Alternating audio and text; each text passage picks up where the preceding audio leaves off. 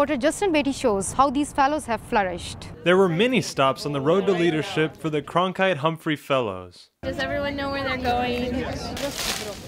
The roadmap to leadership included problem solving, you have to be very carefully and pull a little bit. Learning their individual strengths and shortcomings, I'm a very short person, nothing's working out.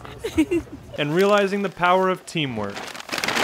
So you guys did 5,203 pounds, which fed about 5,200 families today. Leadership lessons were taught as the Humphrey Fellows packed into 10 months 4 main focus areas: community service, academic classroom teaching and learning, professional affiliations, and working with a mentor. This year, I'm Lou's mentor. The common professional thread between all of the fellows is their passion for journalism and communications.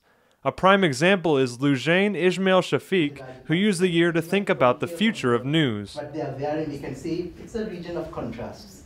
Shafiq exercised his creativity by taking part in a national video competition sponsored by Harvard University. The theme is the future of news. Beyond that, the sky's the limit. He used that mantra and a discussion to jumpstart his idea. Someone actually came to our class and wanted to get our thoughts on the future of the news. Someone from Cronkite, and I said, this is something I could do. I could possibly do something and actually have my own entry. Shafiq, who received a degree in multimedia as part of a triple major in college, used his background in graphic design to illustrate his vision, a task he started literally the night before the competition deadline. So I spent the whole night in Cronkite actually over here, and then I actually finished it around I think just an hour to spare before the deadline. What resulted was an animated video he called "We Have News." Lujain's vision involves citizens doing more than just sitting around reading the news, but actively participating in it using devices like smartphones.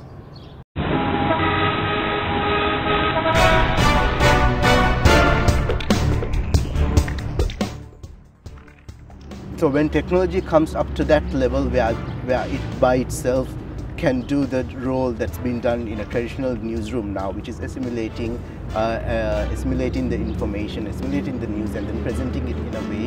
And then so therefore the raw material will come from us, the people, we, the people. You see it and it's short, it's maybe a minute, not much more than a minute, but in that minute it conveys everything that he wants to.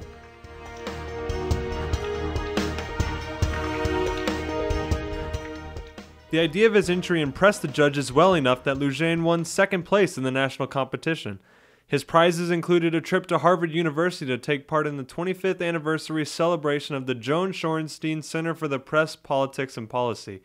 He also received a certificate, a cash prize, and his video was played in front of the entire crowd at the event. They played my video, to all these prominent people from the media, and like people like Nick Govin from BBC. I saw him okay. Coming from the tiny country of the Maldives, where there are limited opportunities for technical training, Shafiq's award embodied the can-do attitude of his hard-working countrymen. We as Maldivians, we really try hard, even with our limited resources, to win competitions and get recognition the way I did this one.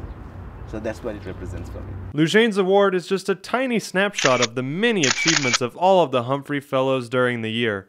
I'm Justin Beatty, reporting.